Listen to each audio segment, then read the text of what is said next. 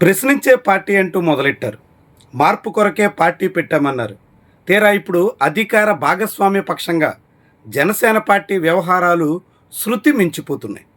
సామాన్య జనానికి చాలా పెద్ద సమస్యగా మారిపోతున్నాయి. స్వయంగా పవన్ కళ్యాణ్ ప్రాతినిధ్యం వహిస్తున్న పిఠాపురం నియోజకవర్గంలోనే ఆ పార్టీ నేతల వసూళ్ల పర్వం హద్దులు మీరిపోతోంది. సాధారణ జనాలు చిన్న గూడు నిర్మించుకుంటుంటే పెద్ద మొత్తంలో సమర్పించుకోక తప్పని పరిస్థితి వచ్చేస్తుంది. అలా ఎవరైనా జనసేన పార్టీ నాయకులకి మామూళ్ళు ఇవ్వలేం అని అంటే మొత్తం ఇంటి నిర్మాణాలే నిలిపేస్తున్నటువంటి తీరు చాలా విస్మయకరంగా కనిపిస్తోంది. జనసేన పార్టీ వ్యవహారం హద్దులు మీరి అడ్డగోలుతనంతో యథేచ్ఛగా సాగిపోతున్నట్టు భావించాల్సి వస్తుంది.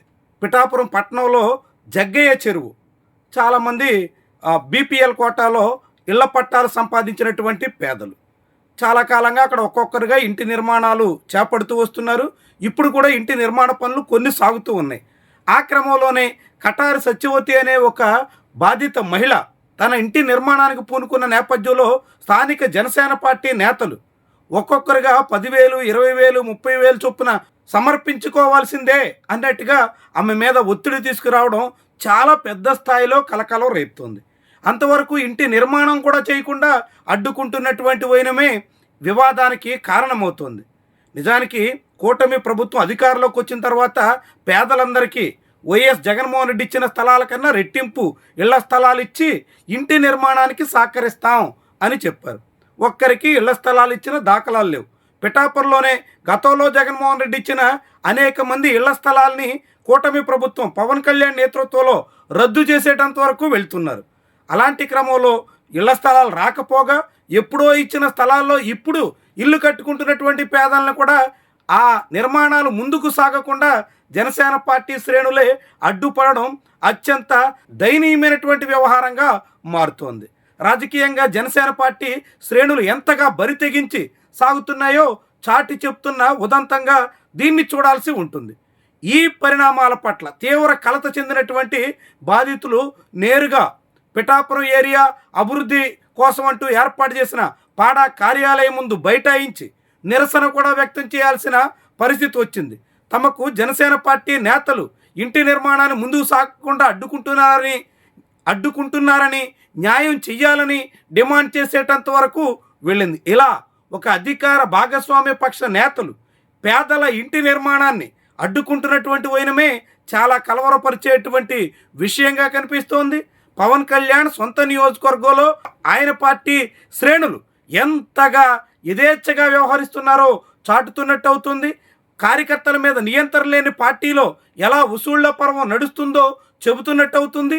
మరి ఇలా జనసేన పార్టీ శ్రేణులే సామాన్యుల్ని పీడించుకుని తినే పరిస్థితి రావడం చాలా పెద్ద విషయంగా చూడాల్సి ఉంటుంది. ఇలాంటి పరిస్థితిని ఆ పార్టీ అధినాయకత్వం గుర్తిస్తుందా? అధికారులు అలాంటి దందాలు జరగకుండా అడ్డుకునేదానికి పూనుకుంటారా? ఇవన్నీ పెద్ద ప్రశ్నలు. ఆ బాధిత మహిళకు కూడా విచిత్రం ఏమంటే జనసేన పార్టీ సభ్యత్వం ఉంది. ఆమె కూడా జనసేన పార్టీ సభ్యత్వం కట్టి తాను సభ్యురాలుగా కొనసాగుతుంది. అలాంటి జనసేన పార్టీ సభ్యుల్నే జనసేన పార్టీ నేతలే జనసేన పార్టీ అధినేత నియోజకవర్గంలో పీడించేస్తున్నటువంటి వైనం ఇంకెంత దయనీయమైనటువంటి విషయమో మనందరికీ ఇట్టే చాటుతుంది. ఇలాంటి పరిస్థితి పట్ల ప్రభుత్వ పెద్దలు అప్రమత్తంగా ఉండాల్సినటువంటి అవసరం ఉంటుంది. సాధారణ జనాల్ని కూడా పీడించి తినేయడం ఎంతవరకు న్యాయమో ఆలోచించుకోవాల్సి ఉంటుంది. ఇలాంటివి జరగకుండా అడ్డుకోవాల్సినటువంటి బాధ్యత ఉంటుంది.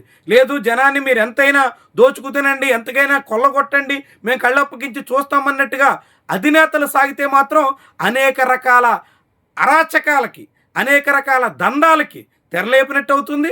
అది చాలా పెద్ద సమస్యగా పరిణమించడానికి కారణమవుతుంది. మరి ఇప్పటికైనా అలాంటి పరిస్థితిని అదుపు చేసే ప్రయత్నం జనసేన పార్టీ నాయకత్వం చేస్తుందా? లేదంటే అద్దు పద్దు లేకుండా ఎట్టయినా చెలరేగిపోండి అనేటువంటి దిశలో గాలి కొదిలేసినట్టుగా భావించాల్సి ఉంటుందా? ఇదంతా జనసేన పార్టీ నాయకత్వం చేతుల్లోనే ఉంటుంది. ఇక బాధితురాలు ఏమంటున్నారో, ఆమె సమస్య ఏంటో, ఎందుకు అంతగా ఆందోళన చెందాల్సి వచ్చిందో, మండుటెండల్లో పాడా కార్యాలయం ముందు బైఠాయించాల్సి వచ్చిందో ఆమె ఏం చెప్తుందో మీరే వినండి. ఆఫ్ చేసేస్తున్నాడు. ఎన్నిసార్లు? 2 సార్లు స్లాబ్ వేస్తుంటే వీళ్ళనే ఆదివారం ఆఫ్ చేసేసాడు, ఈరోజు మంగళవారం ఆఫ్ చేసేసాడు. ఏ కారణం చేత ఆఫ్ చేస్తున్నాడు? డబ్బు కోసం కాదు అని అంటున్నాడు. ముందుసారి డబ్బు అడిగాడు వీళ్ళు ఇవ్వలేదు కాదు అంటున్నాడు. మరి ఇలాంటి పేదోళ్ళ భయపెడేసి 50 మందిని తీసుకొచ్చేసి 60 మందిని ఆఫ్ చేసేస్తాడు. ఇల్లు ఆగిపోతున్నారు, వీళ్ళు కొట్టేస్తారేమో, మమ్మల్ని చంపేస్తారేమో, తిరగనేమని అంటున్నాడు. ఇందంటే కట్టుకుంటానని మరి లేకపోతే ఇల్లు పడుకోవడానికి చూస్తున్నాడండి. వీళ్ళ స్థలం పేదోళ్ళ బతుకుల మీద నీళ్ళు వేస్తాడండి. ఇలాంటివన్నీ పడుకొని ఎవరో అవి శేఖరన్న అతను వస్తున్నాడు, మళ్ళీ బెదిరించేస్తున్నాడు. పని చేసే కూలోళ్ళను కూడా చేయనివ్వకుండా మేస్త్రిని కూడా ఇంటికి పంపేస్తున్నాడండి. వాళ్ళకి కూలి పని తీసుకోవడం తప్పట్లేదు. 100 బస్తాలు సిమెంట్ ఏ గాలి వాన వచ్చి తడిచిపోయినా కానీ ఏమైపోతారో, ఎంత నష్టపోతారండి వీళ్ళు. కట్టబడుకొని బతికే వాళ్ళు ఆడపిల్లలు 5 ఆడపిల్లలతో బతుకుతున్నారు వీళ్ళు. పెళ్లిళ్ళు చేసుకొని అన్ని చేసుకుని ఇల్లు కూడా కట్ట ఏదో దేశాలంటే తిరుగుతా ఇల్లు ఆకలని ఇప్పుడు కట్టుకుంటున్నారండి. ఇల్లు కూడా లేదు స్థిరంగానే కట్టుకుంటున్నారు. పేద ప్రజలు ఇలాంటి వాళ్ళ జీవితాలు అన్యాయం చేస్తాడండి. అయినా మళ్ళీ రాజకీయ నాయకుడు అంటే జనసేన పార్టీలో ఇన్ఛార్జిని అంటున్నాడా. ఎలాంటి పేరు ఉంటుందా, మంచి పేరు ఉండాలి. మరి పవన్ కళ్యాణ్ గారి దృష్టికి తీసుకెళ్ళదా మీరు? తీసుకెళ్ళలేదండి. అంత మంది మేము బాబు ఆ మహానుభావుడు ఎక్కడ ఉంటాడో తెలుదు. ఆ మహానుభావుడు పేదలకు ఎంతో మేలు చేస్తున్నాడు. మాకు తెలిసి కూడా చాలా న్యాయం చేస్తున్నాడు. ఆ మహానుభావుడికి నిండి చేతులతో మొక్కుకోవాలి. జనసేన పార్టీలోకి వచ్చినాను పేదోళ్ళ బతుకులకి అలాంటి అతను మూలంగా ఇలాంటి ప్రజల్లో ఎంతో ఉత్సాహం ఉంది. ఆ గెలిపించుకున్నాం ఇంత మంచిగా ఉండేది. ఈ పార్టీలోకి వచ్చిన మహానుభావుడు నేను ఇన్ఛార్జిని ఇలాంటి వాళ్ళ జీవితాల మీద దెబ్బేస్తుంటే ఆయన మీద ఉన్న ప్రేమ మాకు పోదు. కాకపోతే వీళ్ళని చూసి మాకు మనసు ఇరిపోతుంది. మేము ఆ పార్టీలో వాళ్ళమే. మేము వాటికి ఆయనకే ఓటు వేసాం. 50 మందిని రౌడీజం చేస్తున్నాడు. రౌడీలన్నీ తీసుకొచ్చి మమ్మల్ని బెదిరించేది. పేదవాళ్ళని చంపేస్తాను, నేను ఓటు చేస్తాను అంటే ఏమో ఉంటారు, ఎవరు నిలబడతారు? మేస్త్రులు ఉంటారా, కూలీలు ఉంటారా, యజమానులు ఉంటారా? ఫ్యాన్ అంటే ఎవరికి భయం కాదు. ఎవరు రేపన్నా బతుకుంటే బలిలోకి తింటాం అనుకుంటారు. అలా చేస్తున్నాడండి. మీరు ఉంటారా, ఇక్కడ కడతారా అని బెదిరిస్తున్నాడు. ఆయనకి డబ్బు మీద ఆశ లేనివాడు అయితే మరి ఇవాళ పునాది మీద ఎందుకని రావాలి?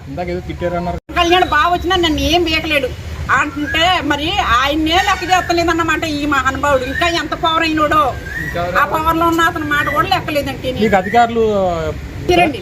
అధికారులు కట్టేసుకోమని మాకు ఇచ్చారండి. వాళ్ళు కూడా లెక్కలేదంటండి. వాళ్ళు కడితే వాళ్ళు ఉద్యోగాలు ఊడిపోతాయంటండి. వాళ్ళని కూడా ఉంచడంటండి ఈయన.